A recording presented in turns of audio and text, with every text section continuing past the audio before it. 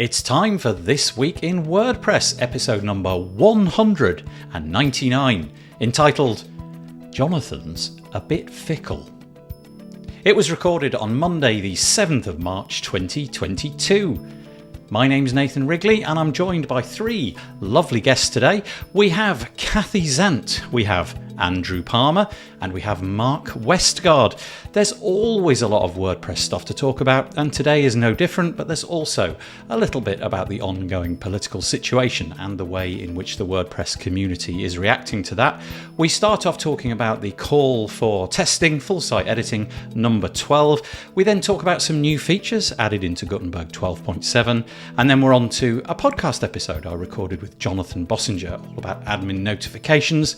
The rest of the podcast is taken up by the WordPress community's response to the situation in Ukraine, with a few little bits thrown in at the end, most notably with some manic crabs. It's all coming up next on This Week in WordPress. The WP Builds podcast is brought to you today by Cloudways. Cloudways provides the ultimate managed WordPress and WooCommerce hosting solutions. Easy setup allows you to get started in minutes. Focus on your business and say goodbye to hassles. Get started with our 3-day free trial to enjoy unmatched performance, superb uptime, and 24/7 active support. Find out more at cloudways.com. Hello there, hello there, hello there. Nice to see you all. We've got three fabulous guests today on this, the episode number 199. That means next week it'll be episode number 200, which is quite a milestone. But yeah, you've joined us one episode before that. Hopefully you are willing to share this episode. Go and share the stream if you want to do that. It's wpbuilds.com/live. You can see it on the screen there, wpbuilds.com/live. Go and see if you can rope your grandmas, aunties, uncles, dogs, whatever, into joining us today, because we are joined by the world's favourite Zant, Kathy Zant. How are you doing, Kathy? Doing great. So happy to be here. Kathy, when you were at school, were you always last in the register? Yes. Yeah, I was always last in the register until somebody came in whose name was Zed. Started with Z. She was called, I can't remember what she was called actually now, but I was always last in the register. I'm very proud of it. But tell us, do you want me to introduce you, Kathy, or do you want to introduce yourself? I've got your little bio here if you'd like me to. Yeah, you can introduce me if you'd like. Sure, will do in that case. So Kathy is a product marketing manager for Cadence at Stellar WP. We talk quite a lot about both of those things on this show, but she also dabbles in security and hacker culture. There's going to be an awful lot of talking about that later. She's helped organize both WordCamp Phoenix and WordCamp US, as well as Wordfest Live. And you say it was in a minor role, but you can tell us about that a little bit later as well. But thank you for joining us on the show today. So that's our favorite Zant. Now we're on to our favorite Palmer, Andrew Palmer. Your Twitter handle's Arnie Palmer, isn't it? Arnie Palmer, yeah, because I play golf, you see, and exactly. My friends at golf courses call me Arnie. Exactly. Shall I introduce you, or do you want me to? You can, yeah. It's a bit of a long one, I think. But this is Andrew. He's the co-founder of Bertha AI. Maybe we can get some of that goodness in today as well, which is an awesome AI copywriting solution for WordPress. He owns and operates WPPluginsPlus.com, a service which offers over 23 WordPress plugins and extensions to over 150,000 current users, and builds out websites and digital solutions. He loves to innovate, invest and spend time with the WordPress community, and appear on various podcasts, banging the WordPress drum. Nice to have you with us, Andrew. How are you doing? Where are you at the minute? I moved house. I live in Chesham in Buckinghamshire now. I moved just up the road from Woburn Green. So I moved on the 1st of February. So I've been here a month and a bit. So I've got You're no longer in what looked like the garden shed. It was a garden shed. It was a log cabin. Yeah, very grand. Yeah, I like it. I like the upsell. Yeah, so I've moved, and hopefully the sound is okay because I put some black padding on the wall. You can see that. It sounds fine. Who's that? Who is that picture with the 80s hairdo? Pat Sharp. You? Oh, it's my mate Pat Sharp. Do you actually know Pat Sharp? I know him. Yeah. Unfortunately, I do. He's one of my best mates. I can't. Well, he is my best mate. I can't even help it. But it's I'm not even sure. Kathy's going, who's Pat Sharp? I'm not sure Well, that his I can. hair's better than mine. Yeah, Just I can't show admiring you his hair. I can't show you what he's written in the signed Okay. because he's that much of a mate. Probably dedicated to you. So it's a real step up in every way. We're no longer in the garden shed, and we've got Pat Sharp on the screen, and the world's favourite Westgard. It's Mark Westgard. I think I'm going to use that each week. It seems like a bit of a thing. Mark is the founder of WS Form, which is a fabulous WordPress plugin form builder. You should go and check it out, WS Form. He creates professional, mobile-friendly, accessible forms with that, including contact forms, using a unique no-code development environment. Really, honestly, if you haven't checked it out, go and check it out. You'll be very surprised by what is possible. How are you doing, Mark? You're not. You could be in a garden shed. You could be in a sauna. Where are you? I could be. I've got a fake background. Oh, so I see. Okay. Yeah, which unfortunately the mug I bought. Can I just say the words mug? I bought the wrong colour because it doesn't work very well with green screen. But that's so good. Oh, I really appreciate that. Thank you very much. The donations, the proceeds to that go to Big Orange Heart. So buy more mugs. You can get. I didn't know that. I'm going to buy one now. Yeah. It's store.wpbuilds.com. Oh, awesome. I should talk about that more. Store.wpbuilds.com. It's just, what's that company that do the shipping of? Anyway, it's them basically. It came pretty quick. Yeah. And you can also buy Nathan a beer on his website as well, which you should do. Yes. Well, I'm not going to mention that. I'm strictly on the. You did, thank you. I'm strictly on the Abbott Ale, aka water. Yes, not time for beer just yet. But thank you, all three of you, for joining us. Just to say, if you would like to make any comments, please do so. It's fairly straightforward, depending on where you are. There's really two places which we tend to put this out, which get the most traction. wpbuilds.com/live. If you go there, then you'll be using Google because it's YouTube. So you'll need to be logged into some sort of Google account if you want to comment there, and we'll see all the comments over here. Alternatively, if you want to come into our Facebook group, you'll obviously need to be logged in and a member of that group at wpbuilds.com/Facebook. And if you come into the Facebook one, there's a little extra hurdle that you've got to go through because Facebook kind of keep your avatar and name from us. So you've got to go to that URL, chat.restream.io/FB. And that way we'll see who you are. Let's see. Are there any comments in the chat? Oh, there are. That's nice. Hello, Rob. Rob Cairns, all the way from the US. Good morning. Some of my fave people. Hi, Andrew, Kathy, Nathan, and Mark. That's very nice. Lacey. I'm going to stop calling him a traitor. I think that joke's had its time. No, it hasn't. No, it hasn't. Traitor, Lacey. Pat Sharp. That's great. That's going to be the new meme of this show, isn't it? You're catching up, Nathan. I can't think what that would be. Hello from Maya. That's really nice. Oh, good. Rob said it for us. Hello, Paul, the traitor. Kathy, your hair is fine, says Rob. That's nice. Nobody ever says that about me. Just before we started the show, check it out. I'm just going to take my headphones off for a moment. Look, there is literally no difference between my hair and the wall behind me. Look. Completely white. Okay, what else have we got? We've got Spencer Foreman, my favourite show for a Monday morning. What a crew. That's very nice indeed. Thank you very much. Courtney Robertson saying, I hope you've all gotten some sleep after Wordfest, which was on Friday. And then Leia WP, hello. I had no idea Mark was from the UK. Sweet Lord. I indeed miss you, Ben. There we go. Maybe there's some story. No, I've worked with Ben for years. Years and years. We had Ben on the show. I love Ben's caustic humour. I don't know if that's the right word, but thank you for joining us, Ben. I really appreciate that. Nice little West Country accent. No need to paint walls anymore. That's right.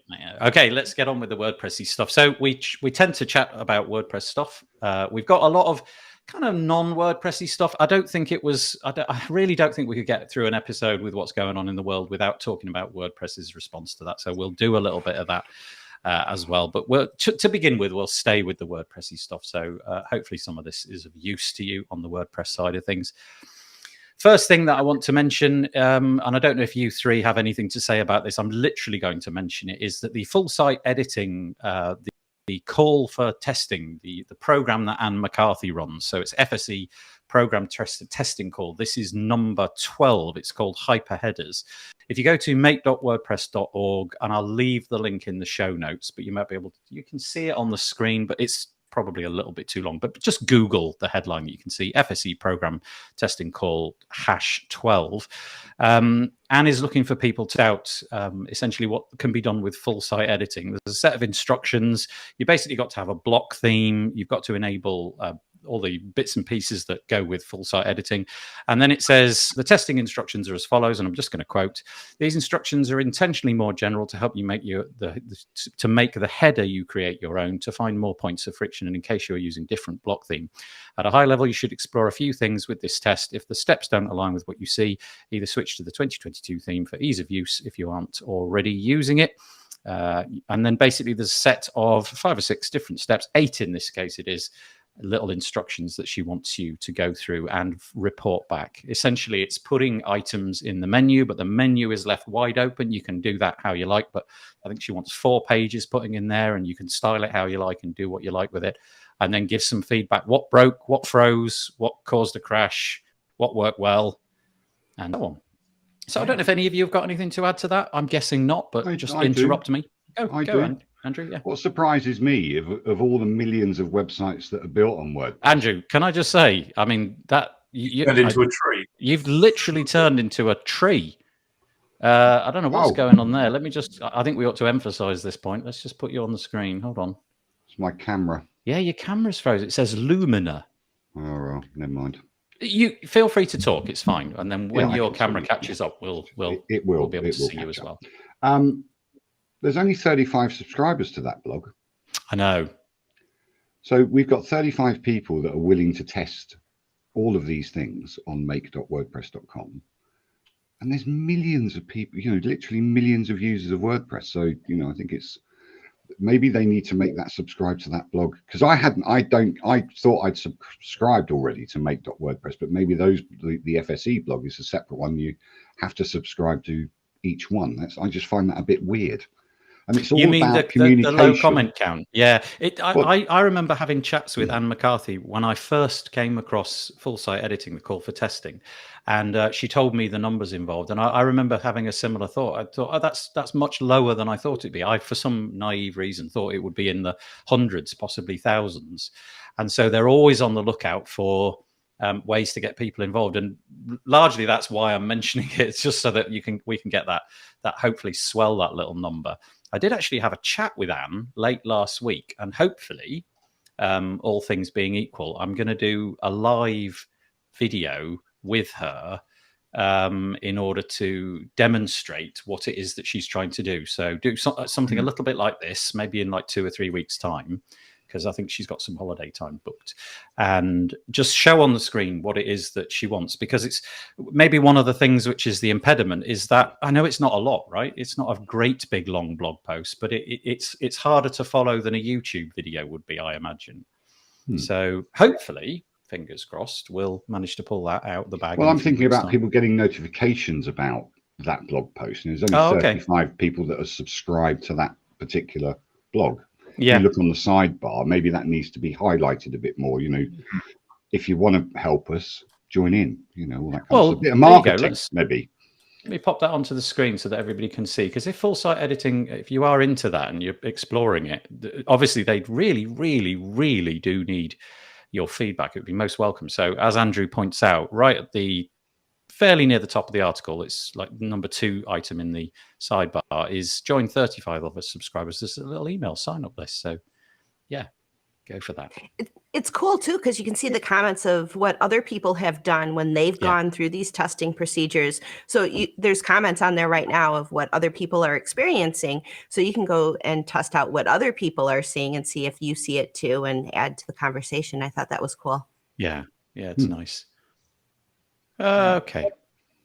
Mark, anything there, or shall I just press on? I think it's a great way of getting feedback for sure. I wonder whether, because obviously right now the full site editing comes up as beta within the latest version of WordPress. I wonder if WordPress could take advantage of in WordPress and put a little notification in the full site editor to encourage people to take part in these things. But maybe that would overwhelm them. I don't know. I don't know what the right balance is. Ben makes the point that finds that number like shockingly low. He wonders if it demonstrates a lack of faith. I don't know. My guess, Ben, more is that people just don't probably just don't even know, because you've got to be really interested in it all, as I'm sure you have been, and really seek it out. I've got make.wordpress on permanent RSS feed.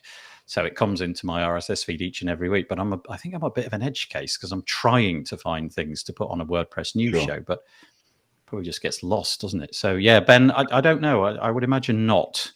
But Ben, go and if you're not subscribed, go and subscribe and see. Okay, there we go. That's the first one.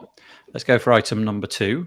Ooh, this is nice. Gutenberg 12.7. Kathy's clapping.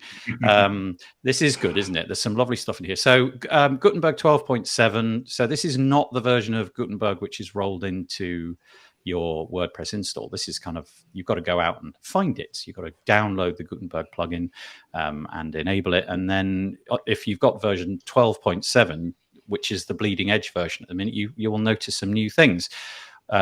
Justin Tadlock wrote about them in a piece called Gutenberg 12.7 adds multi-block selection to list view and brings margin support to group blocks.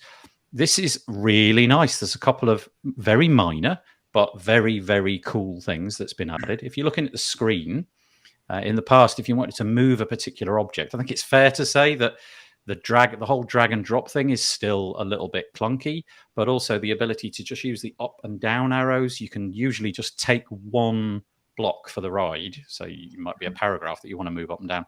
Well, now with, I believe, the shift key, you can select as many of those blocks as you like, and you can miss ones out. So I don't know, you might have an advert or something and you want to move some paragraphs above that advert en masse. You can now do that. You can highlight 6 or 7, 8 or 9, whatever you like, and then just move them around on the screen. So there's the first thing. I'll go through the little laundry list. Justin spotted something about broken images, which I won't go into. This is nice as well. If you've got the group block, and the group block kind of feels to me like the real meat of Gutenberg, the kind of the most important native block. You can put a whole bunch of stuff in there. There has been no way, apart from cheating, to have margins added. So you had to really adopt a real kludge, put in a spacer block and add a spacer below it and above it, whatever. But now you can add margin. So obviously, again, very minor, but very cool. If you're making layouts with Gutenberg, you can suddenly make them look really nice. And what else? The rest of it is probably a little bit technical. I've highlighted a bunch of stuff, but I think they're the two things that I wanted to mention. So just to recap, the ability to multi-select, nice, and the ability to add in margins into block groups or group blocks. You're off. Anybody want to interrupt? Go for it. I think that list view is a real critical feature in any site builder. Just makes moving things around or applying style to multiple things so much easier, particularly when you've got a page like that which has a lot of large images on it. Yep. Just moving things around like that's going to be so much easier. So I think it's a great feature. Yeah, it is really nice. I confess I haven't downloaded that version and played with it, but that's a good feature. Kathy, Andy, anything? I've just called you Andy. Sorry, Andrew. I don't know if that's even allowed. Yeah. I mean, it's better than what a lot of people call me. I don't know about that.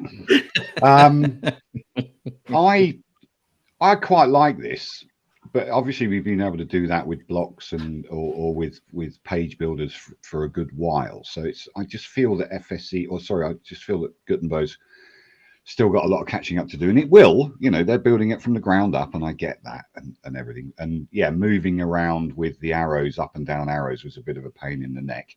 But also being able to move a whole, say you've got a column, can you move columns with this, or do you have to move the individual blocks? I haven't used this function. In theory, you could move anything, I imagine. Yeah, I would imagine if it was a parent of a whole bunch of stuff, you would click the parent item and it would, I'm guessing, like I said, I haven't tried it, but that would be my assumption. But well, if it's got that, then Great. Could be nice, right? Yeah. Yeah. I found it really difficult to move anything in the way that I'm used to with a page builder. In other words, you drag it in the screen, not in the sidebar. You drag it actually on the screen and you position it wherever. And with the page builders that I've tried, that's been virtually 100% successful. It lands exactly where the mouse says it's going to land. Yeah. But with the block editor, I found that it's complete lottery, in fact, where it's going to land. I was doing one the other day and I dragged a paragraph, which was at the bottom of a fairly long post. I dragged it and it ended up right at the top. And there was about 50 paragraphs in this. So there you go. Just goes to show. And I had to spend ages like finding it. Where the heck's it gone? Where did it go? Yeah, where did it go? But getting there slowly but surely. Kathy, anything on that? Yeah, I think it's really cool that there's block plugins that extend what Gutenberg can do, and a lot of the experimentation of what more can we do is happening sort of with individual developers like Cadence, like Generate, and then we start seeing things like this happening, and it's almost like the experimentation is happening out with more of the developers in the private space, and then we see more features coming into Gutenberg. So I think Gutenberg will get there, and it's just not just the Gutenberg team that's pushing blocks into the future. Yeah, with the like the proprietary page builder. So what comes to my mind when I say that are things like Elementor and Easy and Beaver Builder, and there's lots and lots of them. Their ecosystem, maybe Elementor's a bit of a different one in this one, but their ecosystem never got that massive. There were maybe 2 or 3 companies that would build add-ons for them, and they possibly did a really good job with that. But it was limited to those different things. I guess in the case of Elementor, that's slightly different because their ecosystem just grew and grew and grew, and there were dozens and dozens of companies building stuff inside. But I think you're right. Give it another year, Kathy. We're going to see hundreds, thousands of developers building stuff in the block editor, and this is just the beginning. So yeah. That's all part of the, I'm Divi really, but also Elementor. Sean built a little Divi DB form and also a Divi and an Elementor DB form to save all your database entries. Within 6 months of Elementor seeing it, it was part of the Elementor core, and that's also part of the danger of developing plugins and putting maybe too much effort into them. I'm sure that people like Cadence blocks and Generate blocks and all those kind of things that, they're saying, well, how much time do we actually spend on these blocks? Because we know it's GPL, and eventually if it's a brilliant block, say a nesting block or something, which is kind of lacking in Gutenberg itself, how much time do we spend on that and promote it before Gutenberg makes it core and makes our plugin and work redundant? So that's part of the issue with premium plugins and freemium plugins. How much time do I spend developing it and investing in it before the core players are going to actually just take it into core? That's the private developers really. No, please. The private developers really have to stay on the bleeding edge because they have a financial incentive to do so. Sure. So things like at Cadence, there's constantly new blocks being developed, constantly new features. Within as an existing block, adding new ways to style things. So they have a financial incentive to keep pushing things forward, and the open source community will follow that. I think that's, follow the money, I guess. Yeah. Okay, so a couple of points on that. The first one is that the things that I have tried in order to overcome that kind of like nesting problem that Andrew just talked about is I've used Cadence a little bit, but I have used Generate blocks quite a bit, and those two seems to be the ones that get the mentions time and time again. In the case of Generate blocks, there's this fabulous block called the container block, which literally that's all it does. It just holds other things, and then you put a grid block inside that, and then you could put a grid in a grid, and then a container in a grid, and so in that way you can make almost any layout. And I know, Kathy, you were saying that what's it called in Cadence? Is it the row layout or the row layout has the ability to create various containers, and then you can put other blocks within there, and you can even put a row layout inside of a row layout, and then you get lost, and thank God for the list view. Yeah. Find out you need the where listing. am I? Yeah, it's just too difficult. And Ben, who is called Layer WP on here, he's saying he's used GB, which I'm guessing is Generate blocks, something like Cadence or Generates blocks or something else, and he makes the point that he's obviously used GB's container. It's really good, actually. If you've never played with Generate Blocks, that container block is amazing. It can do an awful lot. So getting back to the point raised on a different one, we had Peter Ingersoll. Hello, Peter. Nice to have you with us. He said, to Ben's point of the number of people participating, where there were only 35 subscribed on that page, apparently right of now, there are 513 people in the outreach, the FSE Outreach Experiment Slack channel, which you can find if you go to the Make Slack. Awesome. So more people are connecting there versus email, but there still needs to be far more who actually participate in testing. And there was another comment, again, from Ben. Ben and doing a great job commenting. He thought that there was a lack of communication about the amount of stuff going on with FSE. No affiliate system. Yeah, that's right. There just is no affiliate system. That's a good point. Ben's got a thing about affiliate systems, haven't you, Ben? So really? Nobody would ever know. No, that's right. Yeah. He drops that bomb occasionally on his own blog post. Hello, Max. He's waving at us. Okay, let's move on. Let's move on to this one. This would be nice. I don't like to blow my own trumpet, but it's quite nice when I actually managed to produce something that's worth listening to once in a while. And this is a good one. This was Jonathan Bossinger, recorded this one for the WP Tavern podcast. And Jonathan's got a really fabulous project, which, if I'm right, I think it was Alan Schlesser. Forgive me, Alan, if I've butchered your name. I think he began the project, WP Notify, kind of run out of steam or time or whatever it was. And Jonathan contacted him and said, can I take it over, please? And apparently Alan said, yes, please do. The idea of this, and he talks about it extensively in this podcast, is he's fed up with notifications. So all of those ad type notifications that pop up, all of the notifications which tell you things which really aren't that necessary. It could be an upsell, it could be something critical. The idea is that with this plugin, which the intention is at some point it would maybe go into core, there would be an admin notification area. So think almost any SaaS app that you can mention where there's a little bit of the UI, which, I don't know, it might be a little bell or something. And the bell has a little red circle and it indicates, look, there's stuff you need to look at over here. And that's the idea. Tuck away all the notifications, stick them in an area where everybody knows they're there, but they don't have to just sort of get in the way. And honestly, I've got total muscle memory in the same way that if you showed me a Google search page, I am completely immune to the ads. I don't even see them. I've got this instinct to just get through them. And then as soon as I see the one which isn't an ad, I start making my concentration apply. I'm a bit like that with the notifications. I see big ones that clearly are advertised, dismiss, go away, gone. And so I think putting them away would be a good idea. Of course, Jonathan's concern is that the ones that really matter, like, I don't know, we've updated your plugin and it's imperative that you update the database, they shouldn't get lost. And so that's what this podcast is all about. It's about exploring whether or not we should have this in core. So I've introduced the subject. I'm now going to drop that little bomb and walk away, and you three can tell me what your thoughts are about annoying adverts in WP admin. Well, I think people should know a little bit of Jonathan Bossinger. I know him pretty well. I've met him a couple of times at WordCamps, but he also we used to work together. And he is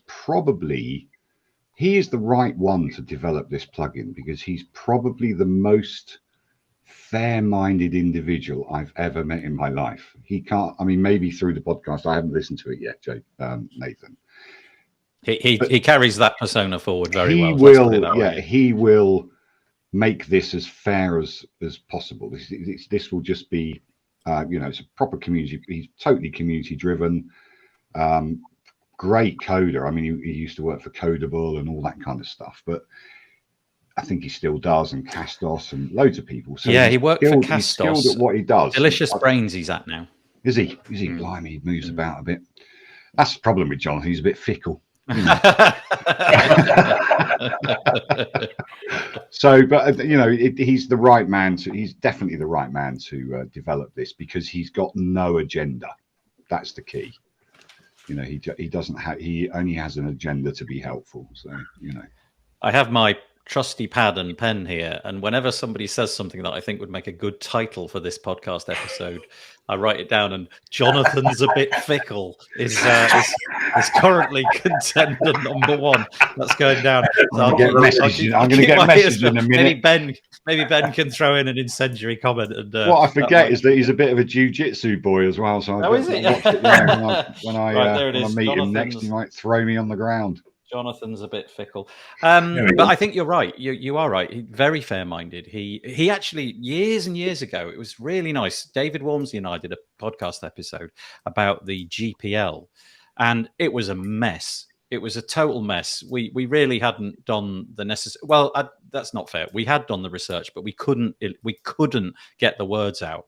And Jonathan very kindly sent me a message, and he said, "You know that podcast episode? Can I do it with you? Only this time, can I do it better?" And I was like, "Oh yes, please." So he came on a couple of weeks later and told us actually what we should have said, which I just thought was really nice. He knows it off by heart.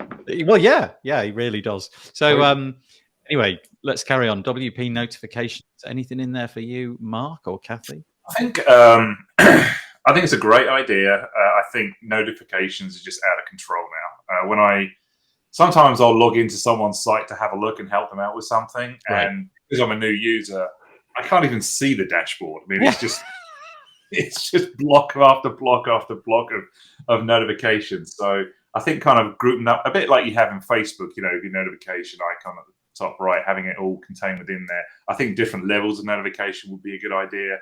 There was an attempt at one point to have the ability to disable Nag Notices. There's actually a little known constant in WordPress called disable Nag Notices.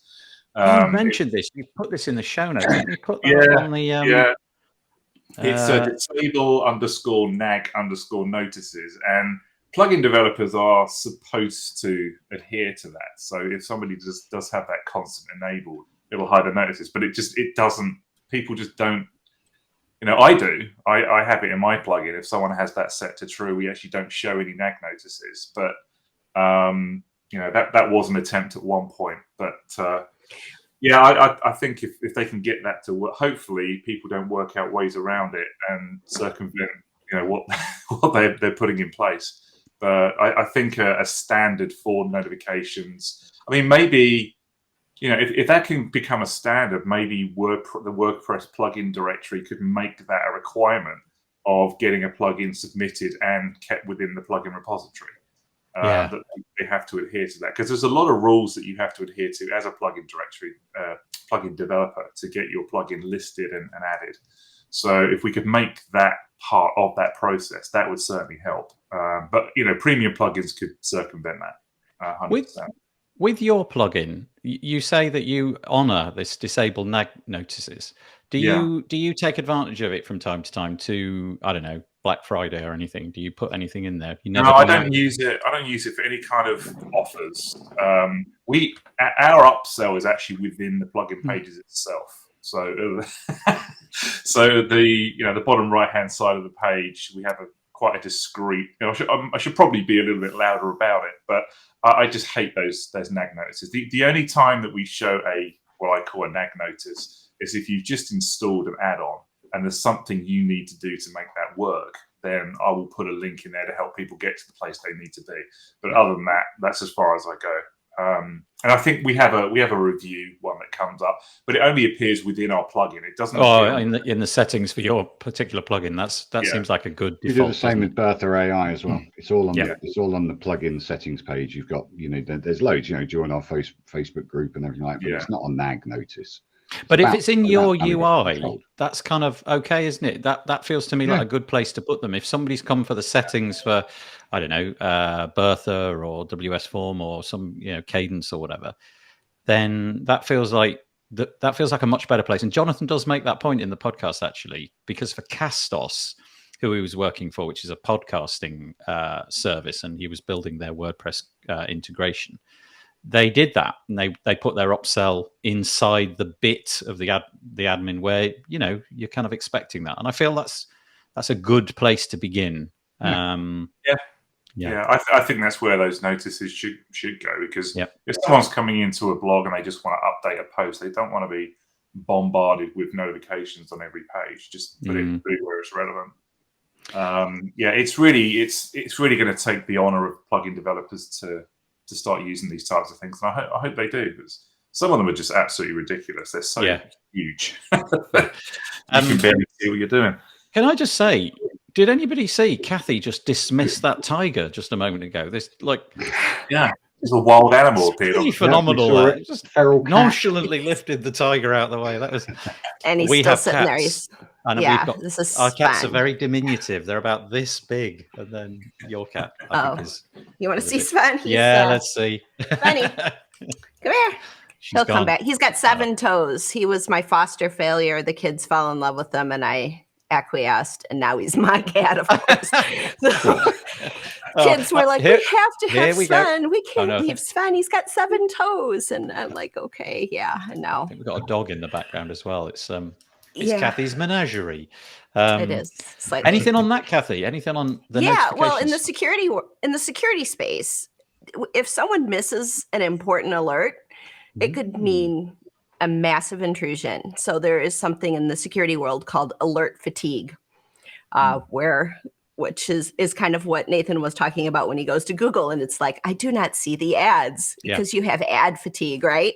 So in the security world, there is such a thing called alert fatigue. And one of the primary jobs of someone who is designing a system that provides alerts is to ensure that what gets through is important. What needs immediate action gets through, and that all of the noise is minimized. So there is a process of tuning those alerts that has to happen in order for actual security to work. Otherwise, you've got somebody working on the weekends and it's 2:30 in the morning and they're watching videos on their phone and an intrusion is happening and it's getting lost in all of this noise. You can't have that happen.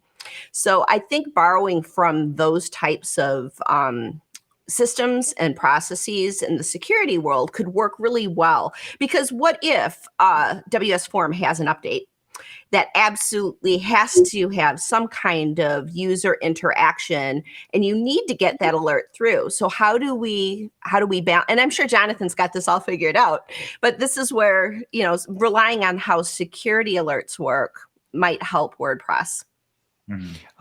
Essentially, it kind of boils down to something a bit like your phone, in that your phone has got this lovely little area, hasn't it? And you can choose to ignore it for as long as you like. A little indication comes up at the top. It's usually some kind of tiny icon, and the icon gives you an indication as to whether you want to look at it. So, for example, I've got an Android app called Better Uptime, which tells me if any of my sites have gone down.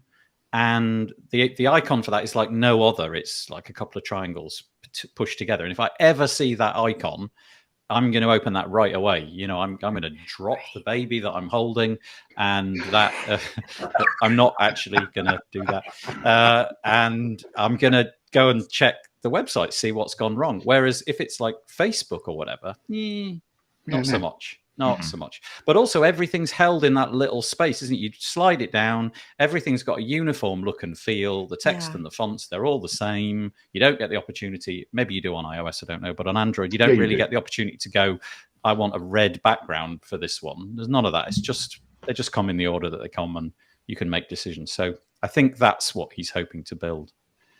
We have alert fatigue everywhere, don't we? Our phones are everything. Slack. I actually downloaded a launcher for on Android. A launcher is the software which runs the phone. So I don't think you have it on iOS. On iOS, all iOS phones look the same, don't they? Obviously, you can configure your icons and where they are, but on the Android side, you can really customize it. So my phone basically is now boiled down to just a selection of little words.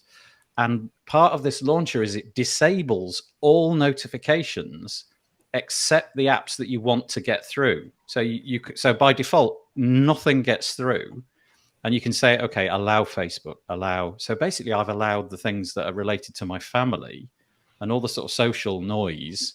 I've kind of decided to get rid of it, and that's kind of the point, right? We don't want, as Mark said, you don't want uninformed users hopping into WordPress and thinking that they've missed out on something. Like, oh, is it important that I buy this upsell? Does that matter? Well, no, and it's also the problem with updates as well. You Yeah. know, when an update comes across the dashboard, how many times have we had clients that have updated something and they've needed to update WordPress first or whatever it is?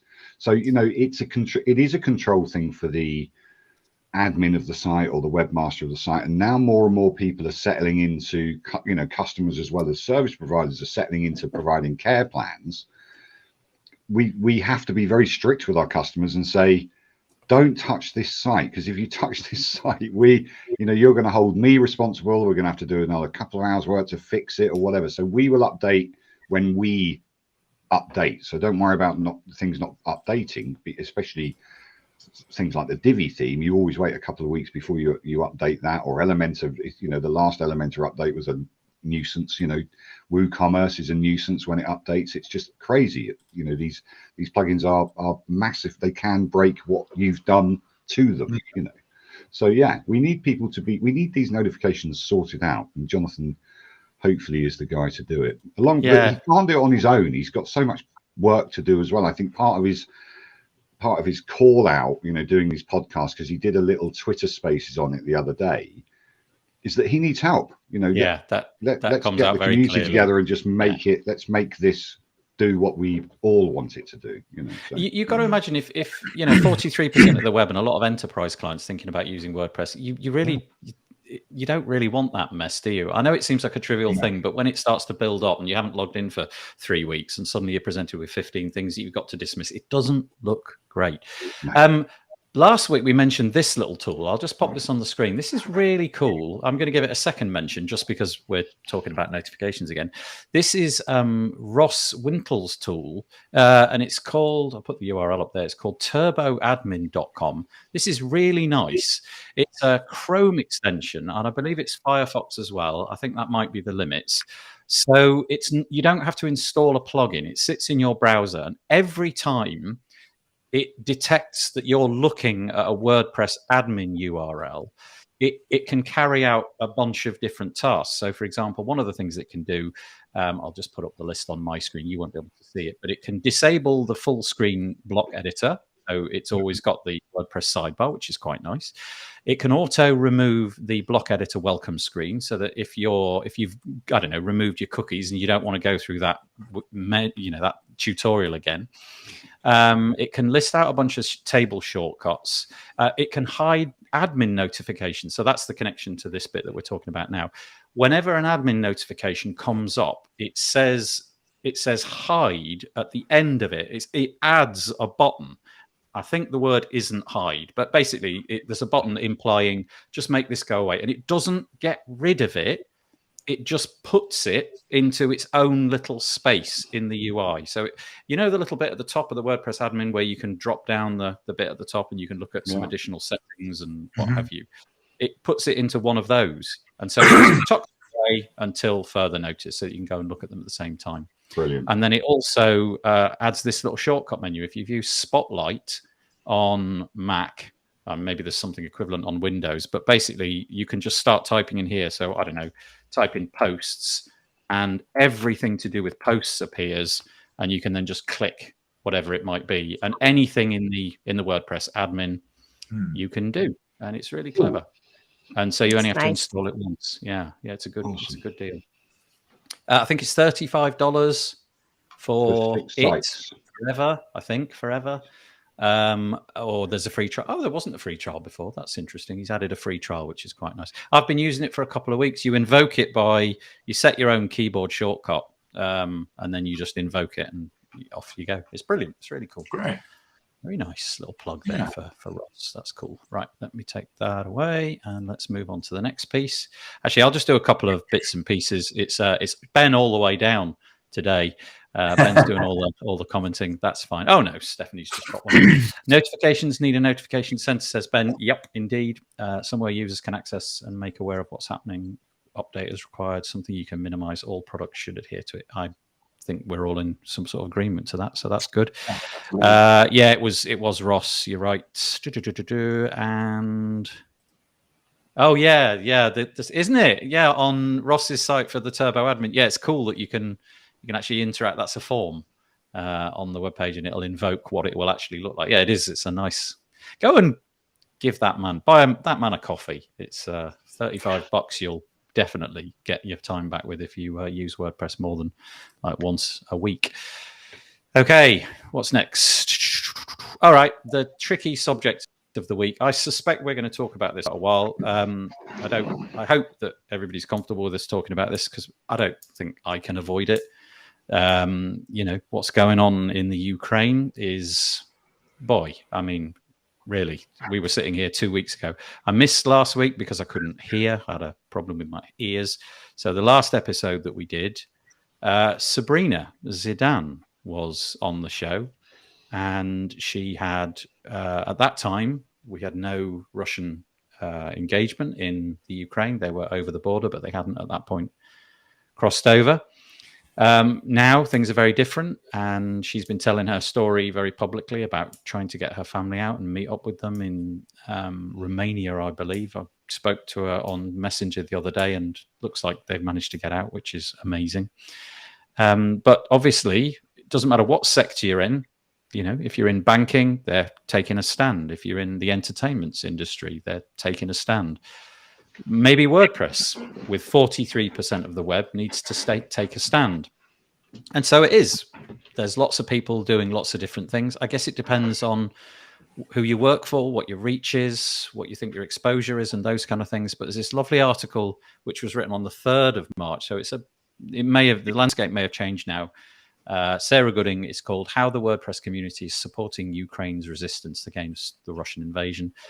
I'm going to just very quickly summarize it. We'll go into WordFence's response in more detail later, because I feel like the security angle is the biggest component probably that WordPress can do to help at the minute. But WordFence are doing things. We'll come back to that. Served, which is a hosting company for all sorts of things, but they specialize in WordPress as well. In fact, Remco Stavis, who often comes on the show, he's one of the guys that he works for ServeBolt. They've decided to make their platform free to anyone hosting a website, working to help Ukrainian people. So that's great news, right? If you've got the ambition to, I don't know, put a donation page up or something like that, your hosting is now free, and it's fantastically quick hosting, I might add.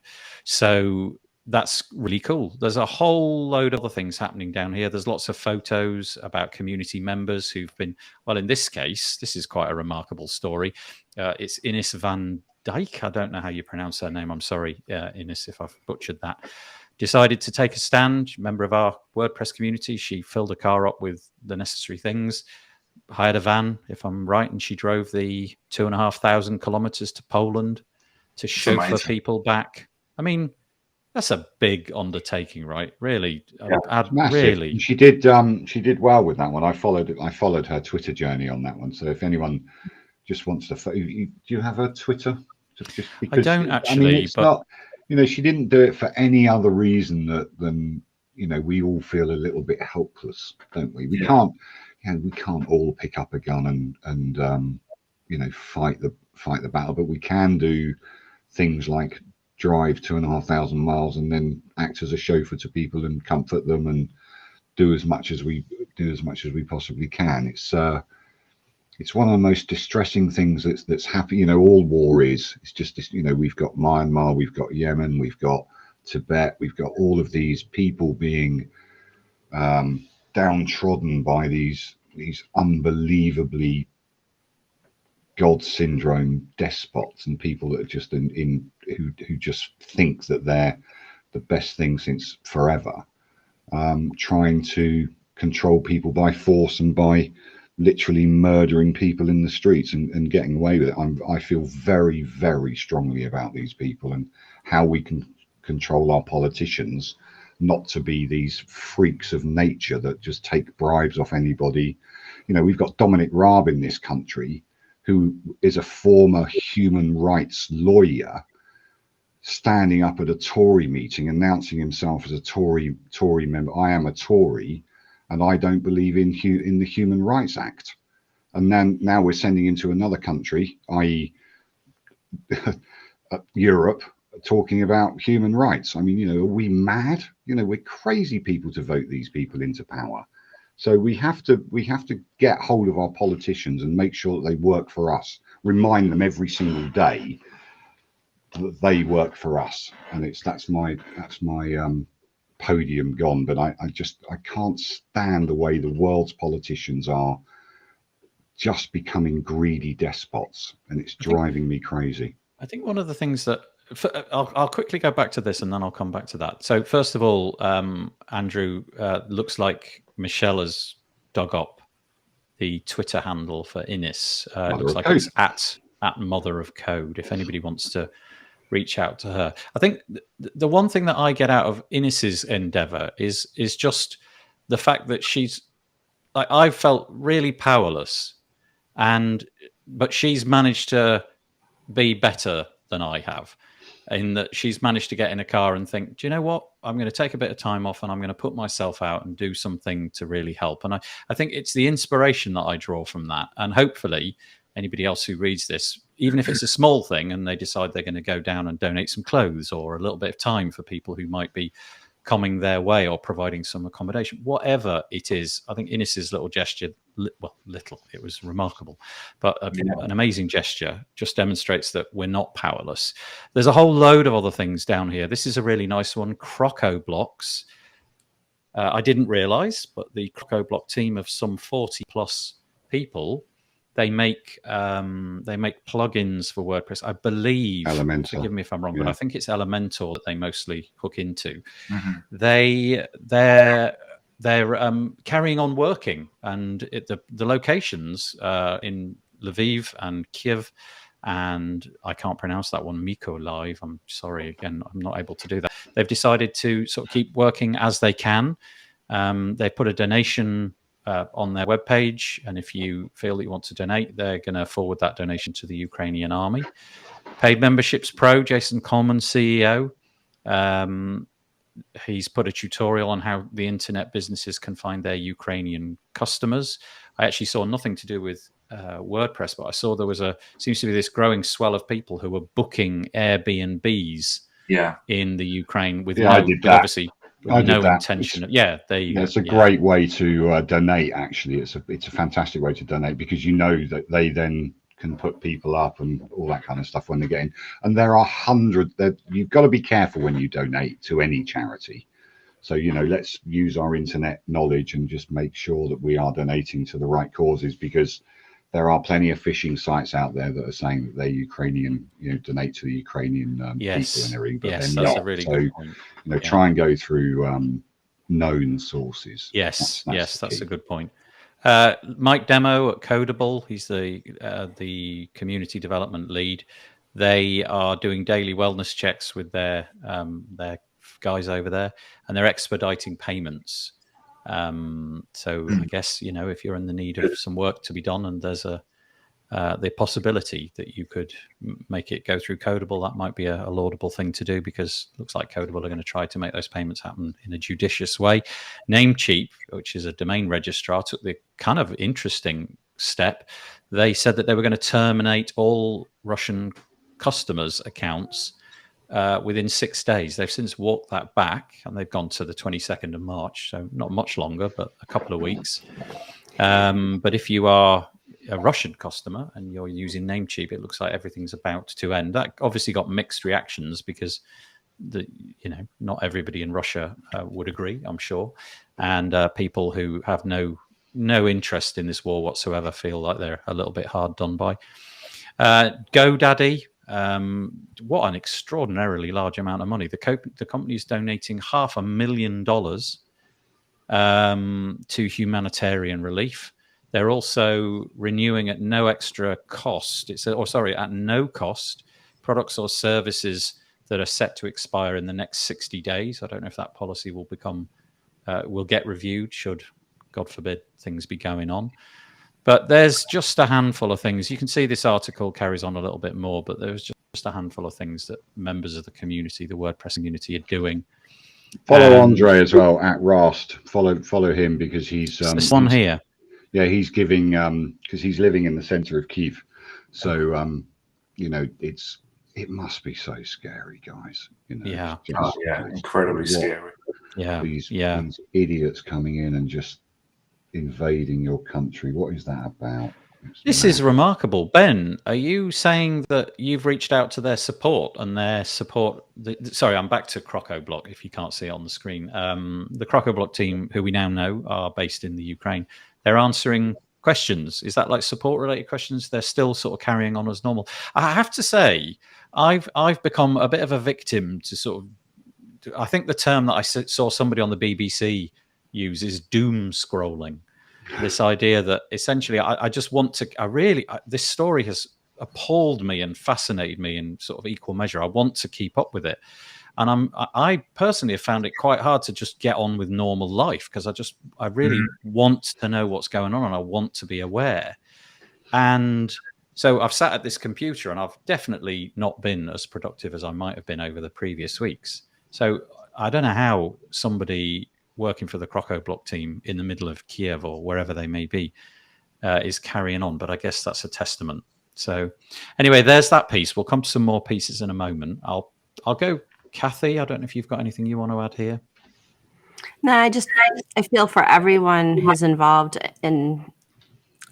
I feel very bad for the Ukrainian people, but I also feel bad for the Russian people, and I feel bad that they get punished for something their government's doing, and it's just so sad all the way around. I can't watch the news at all.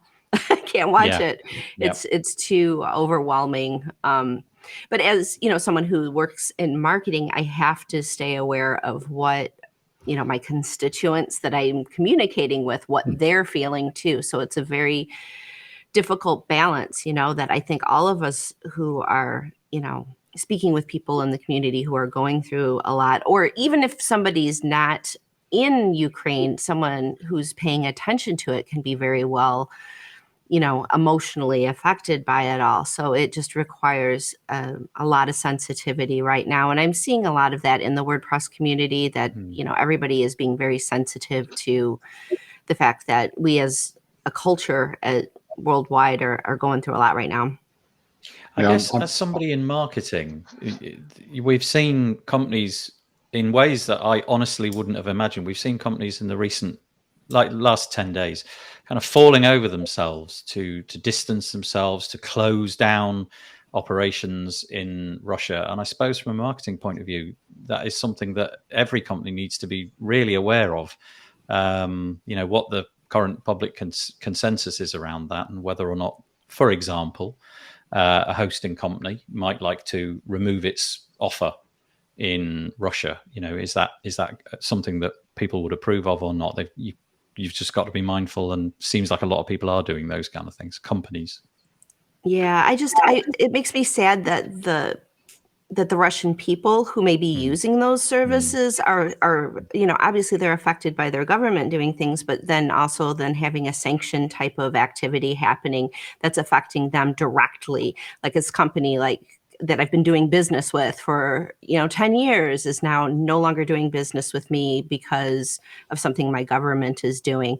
And so I feel for the people who get stuck in that kind of position. But then I also notice it's like, well, we're saying that we're putting sanctions on Russia, but we still need your oil and gas.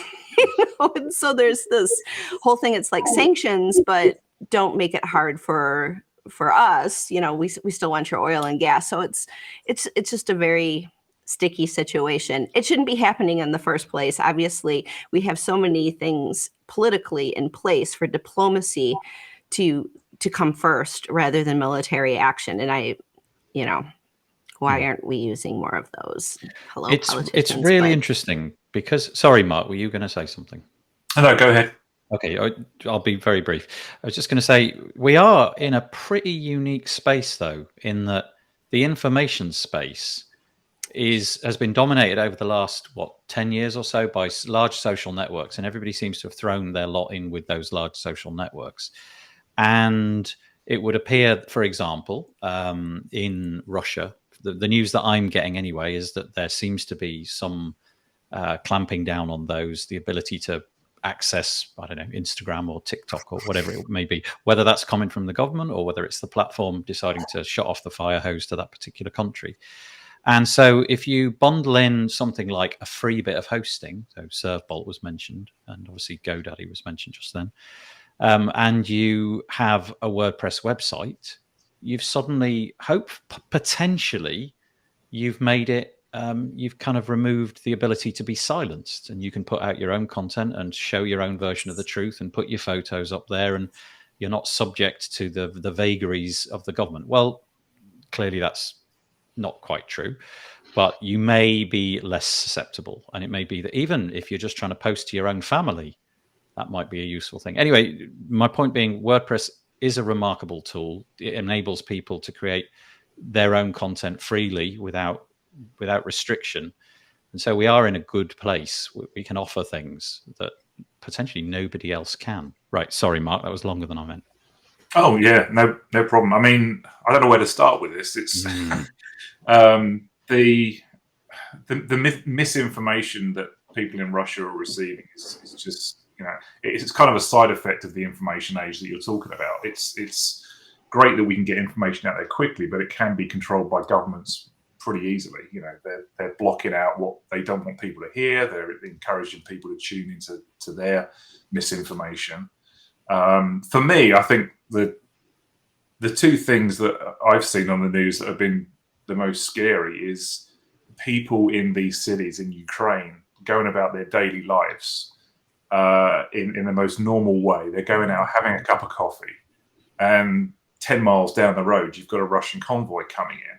And when I see about, you know, the Crocker-Block team carrying on as normal, I really hope that they're going to keep themselves safe, because there's no early warning with this stuff. They're just coming in and firing rockets left, right, and centre at civilians. So I really hope they stay safe. And for me, the refugee situation is probably the most heart-wrenching to see on the news, when you see a family coming across the border, dropping their children off and their wife, and then going back into the country. I was amazed yesterday when I forget which news channel I was watching, but just seeing the cars coming across the border, dropping people off. I didn't realise those cars were then turning around and going back in the country to pick up more people. Even if they weren't family members, they're just going back in and trying to get as many people out as possible. So, yeah, it's inevitable that these cities are gonna fall to this absolute madness. I hope that they can defend themselves as much as they possibly can. And I hope that the people there do whatever they can to stay safe. It's just a wretched situation. It really is. I feel like we're in a community that potentially has an ability to, I don't mean affect the outcome. I don't think that. But I mean maybe affect the possibility of people getting information out there and things like that. So if you can, you know, if this conversation has inspired anybody to just do something a bit curious and a bit different, and, you know, figure out some way that you could help. It doesn't have to be driving thousands of miles. It could be, I don't know, paying for somebody's hosting or taking over somebody's website or whatever it may be. Then maybe there's something in that. I just need to say one more thing. If you're in the UK, inundate every single MP and ask them why we've only allowed 50 Ukrainians to come into our country. That's the number now, is it? When Poland have allowed 500,000. I think it's up to more like 700,000 now. 700,000. It's just, we are just crazy people to let these people run our countries. Yeah. You know. Yep. Okay. So contact your MP or member of Congress or whatever it may be, depending on where you live. And Robert Cairns has done a comment, if you can see that, Nathan. That's quite valid. That one? Yeah, I put that one on the screen a minute ago. Oh, so did you? I missed it. Sorry. No, it's okay. About how we post. Yeah, I guess any platform can be used for ill or good. And I guess that comes with the nature of open source. Let's hope that the good outweighs the bad. And well, you've got your Ukrainian colors in solidarity with the blue and the yellow. I noticed. This is the colors. This has always been the colors, and it's just a remarkable coincidence. I kind of felt that I didn't need to do that whole changing the color thing for the first time. You've You're always there been already. about freedom. We've always Thought been leader. about, yeah, that's right. No, just pure coincidence. If anybody is watching for the first time, it's not that's just the colours that we've got. Okay, so let's move on and talk about some more specific things, because they were really interesting to hear about. Lots of endeavours in the community and so on, but a few more concrete bits, maybe some stuff which you didn't know. Firstly, Wordfence. Kathy, I don't know how long ago Kathy used to work for Wordfence. It was a few years, I'm going to say. Yeah, I made the switch last year. So. Oh, is it last Wow. year? Okay, yeah. So anyway, Wordfence, a company that Kathy's very familiar with, they put a post out. They obviously, the security side of things and preventing websites being taken down is probably a really key component.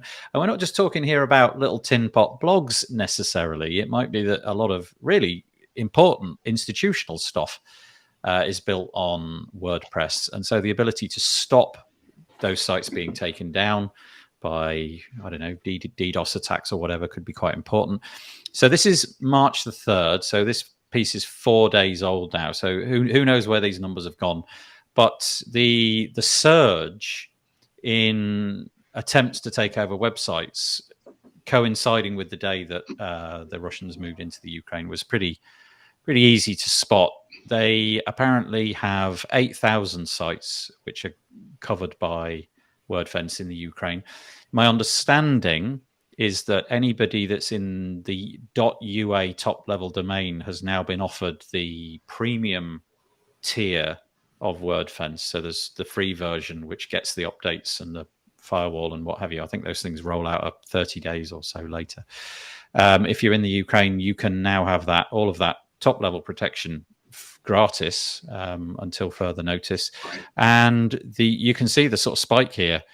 Basically, there were very few attacks, and then beginning, looks like the sort of 2nd of March, things started to ramp up. And at this point, looks like there's about 10,000 blocked requests, it says here. I won't go into the details of all the IP address and stuff because it's probably not all that interesting, but 10,000 blocked requests per hour, or about 250,000 block requests from known malicious IPs, and that was 4 days ago. So maybe that number has now got a lot bigger. So important work, you know. Yeah. There's a website called Kiev International, I think it is. Kiev International. If one of you three could Google it for me quickly. I think it's called Kiev International. And it's a WordPress-based website of journalists just trying to get the news out, and it's been going for years and years. So it's it's not a new enterprise. It's built on WordPress, and people in Ukraine use it. It's written in English, but nevertheless it's used, and it's WordPress, and people want that news to keep coming.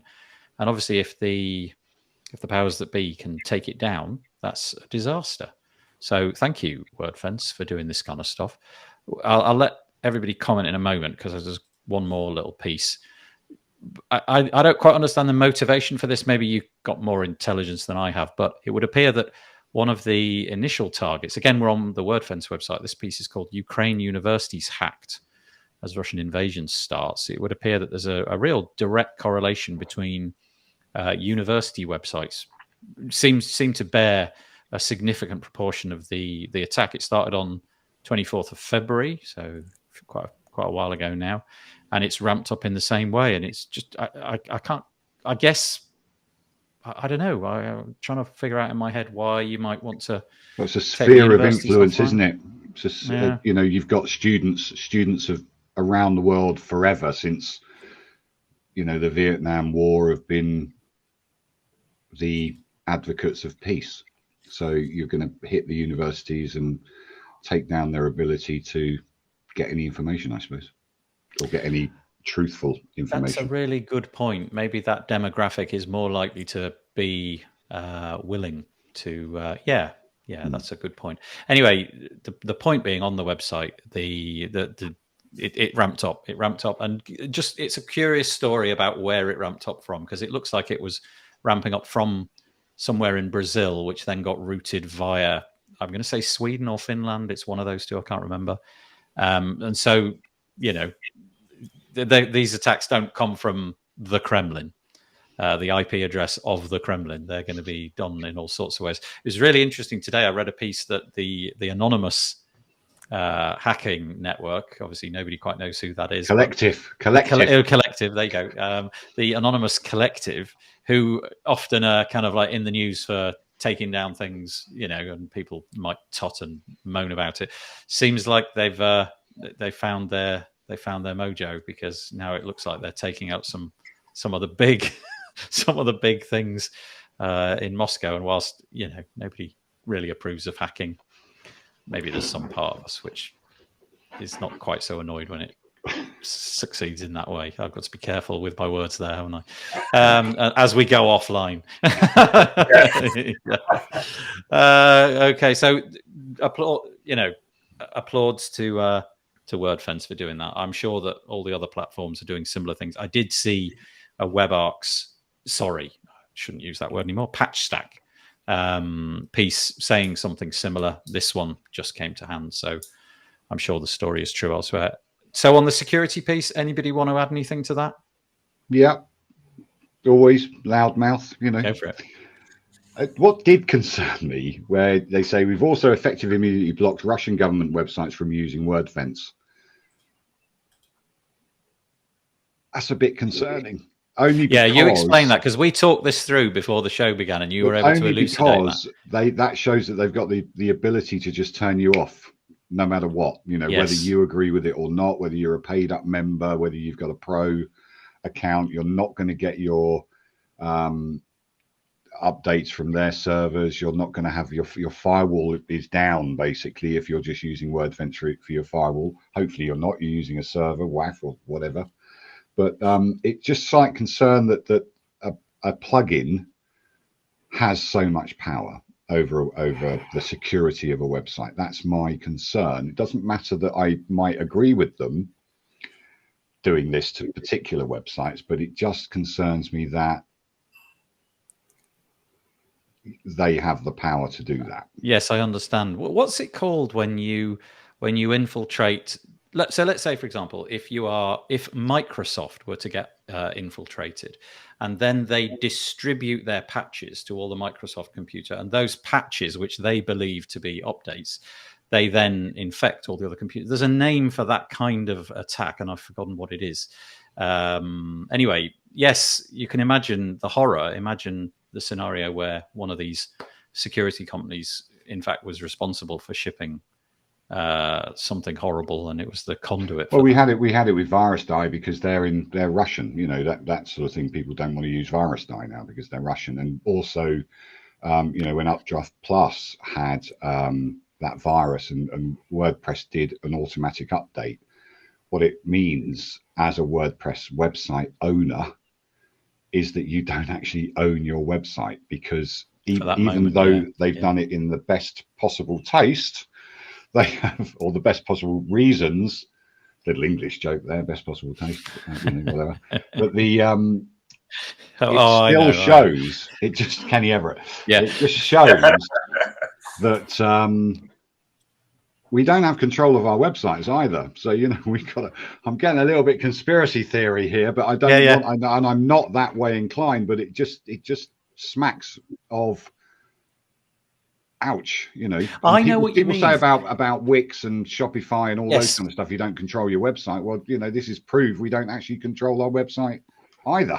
Did you hear the story about Wix earlier in the week? I think it might have. Last week. I think it may have been like Wednesday or something. It turns out that a huge amount of the workforce for Wix are based in the Ukraine, and in a remarkable display of solidarity, they got them. Forgive me if my facts are wrong, but memory tells me that they got them all out. They managed to somehow get them all on the planes and ferry them to wherever they needed to go, and just that is quite a thing to do. Get that entire workforce out of there in that way. Yeah, that's amazing. And I've now forgotten what I was going to say about Andrew's bit. Don't worry. I think to Andrew's point, any system that has a cloud-based component to it that you don't have control over, it's the same situation. But it's, at the end of the day, it comes down to trust. And I think WordFence are definitely demonstrating that they're doing the right thing. Yeah. I think the important thing with these attacks is the thing I like about Wordfence is they're not just blocking Russia. They are blocking specific IPs that are known to be attacking websites. And I think that's important. When it comes to hacking, most people aren't going to hack directly from a Russian IP address. They're going to go via something else. And the fact that Wordfence has the capability to block any IP and not just do it by country is great. So I think any level of protection you can add to your website, such as using Wordfence, is awesome. I also use a lot of front-end stuff like Cloudflare, for example, where you can block IPs and block by country. Anything like that can be helpful. But these hackers know their way around things. When I see, I do hosting. I host a ton of client websites. I know Robert Cairns does as well, who's mentioning an increase in denial of service attacks. But what I tend to see now is that when these attacks are coming through, it used to be maybe 2 years ago, you'd see 1 million attempts come through on your website from just one IP address. So you could block that one IP address quite easily. Yeah. Now they're coming through from a huge range of different IP addresses from all over the world. So having something like Wordfence on top of that is fantastic. Yeah. Somebody that's got your back. Yeah, so thank you to Wordfence for doing that. That's amazing. And all the others that I didn't mention, whatever your endeavor is. But I think the takeaway from this is that we're not powerless. There are things that we can do in our industry which do put us in a position of some responsibilities, the word I'm going to use. Another website to check out is this one. It's called uacyberhelp.com. This list came up, it cropped up the other day. And it says on the screen, it says IT and cybersecurity assistance for those affected by the war in the Ukraine. And basically, it's what appears to be a growing list of IT offers from different companies. So it might be NGOs who are doing things to website security. There's a whole list, and it's growing all the time. So if you are interested in this, that might be worth looking at as well. There might be some things here, and the whole point is that you pick the endeavor. I haven't got it on the screen. That was rather foolish of me. There we go. There it is. It's uacyberhelp.com.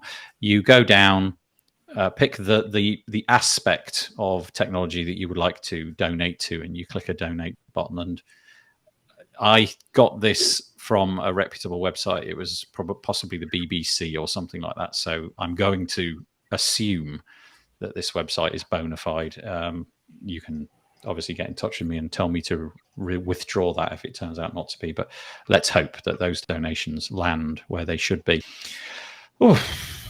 Right. That's probably the heaviest topic we've ever dealt with. And so as an absolute panacea to that, just let's lighten the mood just briefly. We've only got about 8 minutes left. I feel like it's ridiculous, but here we go. 2nd of March, Justin Tadlock, WordPress Tavern, WP Tavern, WordPress ditches P, and Tinkle jokes in favor of more inclusive language and clearer code. I didn't know. Apparently in the something like, what is it, like 6,000 lines of the code in WP includes /formatting.php. You will find references to P and Tinkle. And Tinkle. I think Mark knew, because Mark, don't you use WP Auto P function? Yes.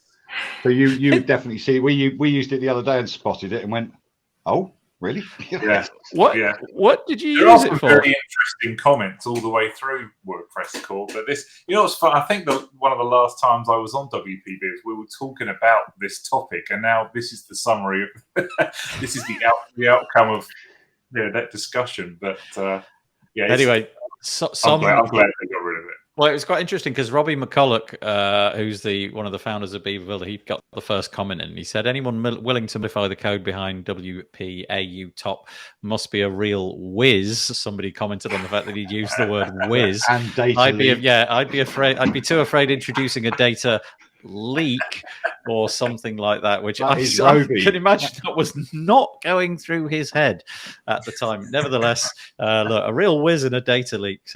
And you'd think we could spend a penny and better support him. Oh no! And relieved it was just a simple change. You know, that's Roby.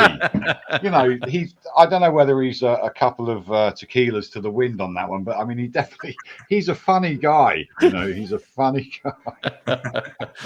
Anyway, all of this silliness has been stripped out of WordPress core. So just a bit of silliness there.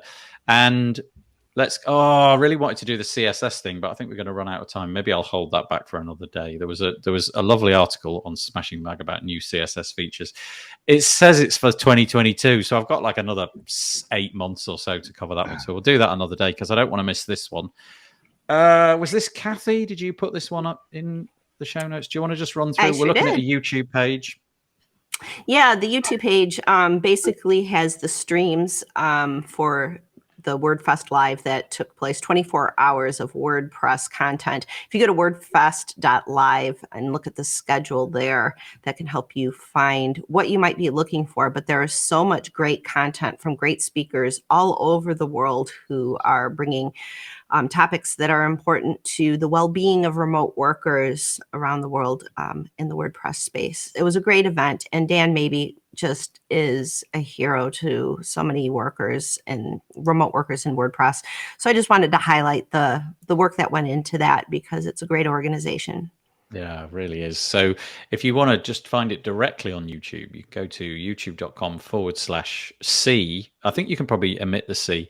You can do big orange heart /videos, and you can find them all there. Some of them are really long because of the way they structure their day.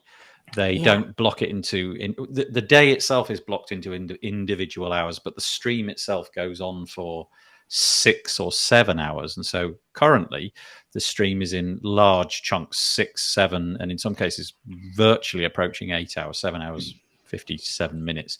I believe I saw in the Big Orange Heart Slack today that might be getting chopped up into smaller bits. But yeah, I'm Michelle's not just said that all of the sessions will be split out and posted up within the next few And weeks. thank yeah, you. and just shout out great. to Michelle, who just made she just made so much of WordFest happen. Just an amazing contribution from She Michelle works to too. a different time. You know, she's in a different time zone. She works 36, 48 hours a day. It isn't that. There are 3 of her. I know it to be true. There must be 3 of her. There must be. At least She's 3. amazing. People say I don't sleep, but Michelle, you're not getting any sleep. What's going on? Have a rest. Yeah. No, Michelle does need a vacation. That's for sure. Yeah. I think we should also mention on the Wordfest thing that they were trying to raise $3,000 for during that event. So that was one of the things I was going to mention as my recommended link would be to donate to Big Orange Heart and raise some money for them. Yeah, I completely agree. So bigorangeheart.org if you want to go and donate. bigorangeheart.org/donate. In fact, if you want to go and donate. But loads of free content for you. So, you know, maybe after consuming some of that content, if you're not willing to donate yet, maybe you'll feel more inclined to do it after that. There's a solid day, literally 2 days plus of content there. And just go onto the Wordfest.live website. You can look at the schedule and see which bits of those might fit into your schedule. Thanks, Michelle, for that. She says, in her humble way, it was definitely a group effort. We all did so well. Thank you, Michelle. Yeah, well done. Little bit of a chance for Andrew to tell us about a different event. This one hasn't taken place yet. This is coming up. What are we, like 6 weeks, I'm going to say, roughly from now. Yeah, 26th of April to the 29th, 2022, the Atarim Web Agency Summit. It's an agency summit. It's kind of aimed now at web agencies, but also creative agencies and helping people with workflows. Got loads of lovely people presenting and doing all sorts of stuff. There's me in my shed. There's you in the bunker. Right. So I did that last year. I was co-host with the inimitable what's her name? Christina Romero. No, Stephanie Hudson was my co-host. Okay. I'm just taking the mickey. And obviously Vito Peleg, my co-founder in Bertha.ai as well. You know, we work as a team. We just try and bring this event to everybody and make sure that people enjoy it more than anything else. And it's quite a big event. It's very tiring. I won't be able to do anything else for like the full however many days it's on. So you know, we've got some stuff going on. That's all. So join up. It's free. Atarim.io/summit. Yeah. So look forward to dates seeing you again. there, really. April 26th to the 29th. So it's a 4-day event. Atarim, atarim.io/summit. There's an email sign up form right at the top of the page where you can get yourself onto their email list so that you can be notified about what's going on. Thank you. Okay, so right, this is definitely going to cheer you up. Okay. Now, if I can get this to play, this is pure genius, right? This is some Australian fella. I can't remember his name. I'm getting this off YouTube, but it was on the BBC website. Oh, it is on the BBC website. I thought it was on YouTube. A few years ago, I guess he lives near the coast. He decided he would just plunge his GoPro into the sea because he goes out collecting nets or something like that. He's a fisherman in some way or something like that. And it's just like every time he pulled the video out, there was these remarkable videos of what can only be described as mental crabs, like mental. And he started sending them to his friends, and they were like, "This is gold. Get it on the internet." So that's what he's done, and it's been picked up by the BBC. So I'm going to play it for you. It's obviously kind of interspersed with him, but check these guys out. Right, let's play. Let's see what happens. Come on.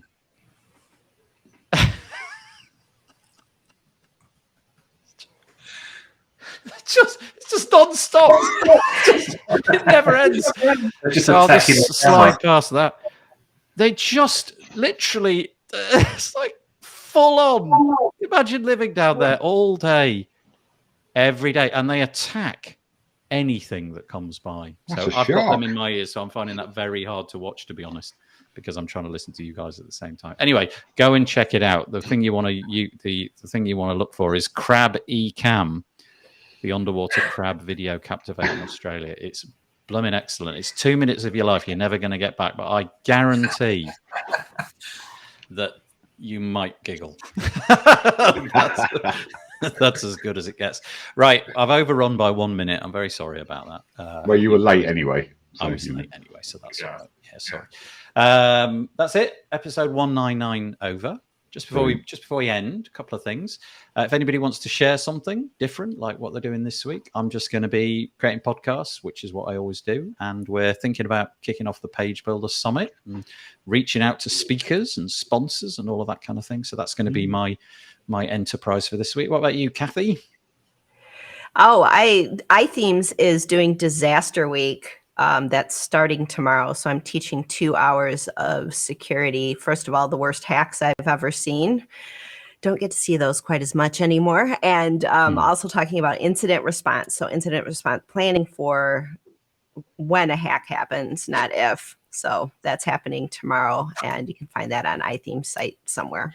Thank you so much. Thanks, Kathy. And Andrew, what's happening? I've just got a few updates for Bertha, a couple of JVs going out there, and also I've just booked my flight to cloudfest.com. So I'm going to Germany at the end of this month. I don't know. Lucky man. And you get to hang out with Pat Sharp all day as well. It couldn't be better. He calls me every morning and night. Yeah, but he does. That good. Does he ask you about how does my hair look today? Has it changed? It's a little bit and Mark, what's going on this week? Translating WS Form into other languages and sorting out my tickets to Porto for WordCamp EU. Awesome. Yeah, we're going to be sponsoring that. So we'll have a little booth there in case anybody wants to come and see us, and looking forward to it. Oh, nice. Oh, do you know, I just keep hovering over the button and never quite manage to do it. I know. I'll try harder at hovering over the button. Yeah. Anyway, thank you so much. Would you mind this one little conceit? If you don't mind just waving, that would be really nice. All of us at the same time, and then I can use White that. hands. Kathy. Oh, Kathy's frozen. Oh, no. No, she's back. There we go. There was a brief moment where we got all four of us. I'm gonna. So this episode is either going to be called "Jonathan's a Bit Fickle" or Kathy's Frozen. We'll have to see. But I'm going to end the show. Thank you so much. And what? Sorry. Andrew's a tree. Oh, and okay, I've got that one as well. Anyway, we can do that after the show's ended. Thank you so much for you three being here. And thank you to anybody who joined us, especially those that made a comment. I really appreciate it. Have a good week. Take it easy. Bye.